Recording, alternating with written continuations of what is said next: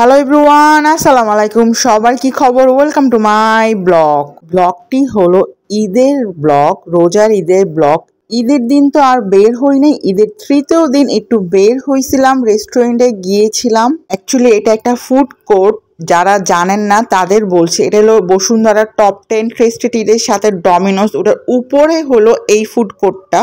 আমার ছোট বোন গেছে খাবার অর্ডার দিতে, এই ফাঁকে আমি একটু স্ন্যাপ নিচ্ছি, ডংফং করছি। কারণ হলো এখানে লাইটিংটা অনেক সুন্দর ছিল। তারপর এটা আবার ফুড কোর্টটা আবার পুরো এসি, তো গরমের মধ্যে এসির মধ্যে যদি কোনো রেস্টুরেন্ট বা ফুড কোর্ট না হয় আমার যাওয়া সম্ভব না। এক তো ডেকোরেশন ভালো ছিল, বসার জায়গা ভালো ছিল, এসি ছিল, লাইটিং ভালো ছিল, ফুড ভালো ছিল। ওভারঅল আমি যদি রেটিং করি 10-এ 9 দিব। খাবারও ভালো ছিল, টাকার তুলনায় খাবার আর কোয়ান্টিটি ভালো ছিল।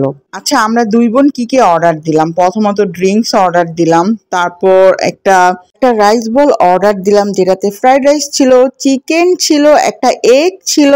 ছোট বোন একটা মিট বক্স অর্ডার দিয়েছিল, এটার কোয়ালিটি কোয়ান্টিটি দুইটাই ভালো ছিল 300 টাকার তুলনায়, কথায় ডিলিশিয়াস। তারপর আমি একটা ক্যাপুচিনো অর্ডার দিয়েছি 100 টাকা, কিন্তু এই কফির জন্য আমার অনেকক্ষণ টাইম ওয়েস্ট হয়েছে। 1 ঘন্টার উপরে আমি বসেছিলাম, কারণ এত অর্ডার ছিল ওনার ফুড পান্ডা থেকে। সো আমরা বসে আছি, পর 1 ঘন্টা পর আমার কফিটা দিয়েছে। কফি টেস্টটাও ভালো ছিল, কফিটা সার্ভ করছে অনেক সুন্দরভাবে। টাকার তুলনায় কোয়ালিটি কোয়ান্টিটি অর্থের ছিল কফির। আচ্ছা, আপনারা কি কফি পছন্দ করেন? কমেন্টে জানাবেন। আমার তো কফি অনেক ভালো লাগে। ঠান্ডা পড়লে, বৃষ্টি পড়লে কফি না হলে তো চলেই না, আর চা হলে তো এক কথায় অমৃত। ফুড কোর্টটা অনেক ভালো, আপনারা যেতে পারেন, আমি রেকমেন্ডেশন করছি। আর ফুড কোর্টটা তো বললামই যে 10-এ আমি 9 দিলাম। আপনাদের কাছে কেমন লেগেছে যে আমাকে কমেন্টে জানাবেন। আপনারা এইখানে এক তো বসার প্লেসটা ভালো, এসি আছে, লোকেশন ভালো, তারপর লাইটিং ভালো।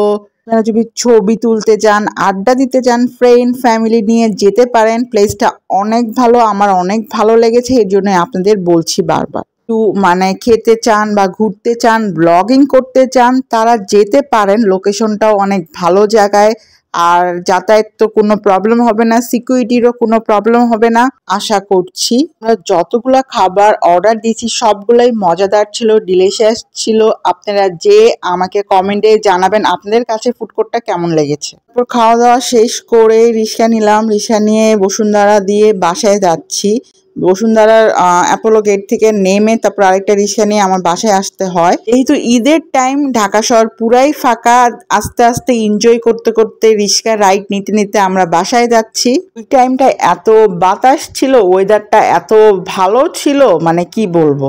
তো রিক্সা রাইড নিতে অনেক ভালো লাগে। আপনাদের কি ভালো লাগে রিক্সা দিয়ে ঘুরতে? কমেন্টে জানাবেন। আমাদের বাসা থেকে বসুন্ধরা যেতে বেশি টাইম লাগে না, কিন্তু আমাদের এখানে রাস্তা ভালো না, এখন রাস্তা কাটা অনেক টাইম লাগে। আর ভাড়ার কথা তো নাই বলি, বৃষ্টি হলে আমাদের রাস্তার এখানে পানি উঠে কি অবস্থা যে হয় কি বলবো। আর ইউটিউব থেকে দেখে থাকলে সবাই সাবস্ক্রাইব করে দিবেন, লাইক করবেন, কমেন্ট করবেন। ফেসবুক থেকে দেখে থাকলে লাইক অ্যান্ড ফলো করবেন। Thank you.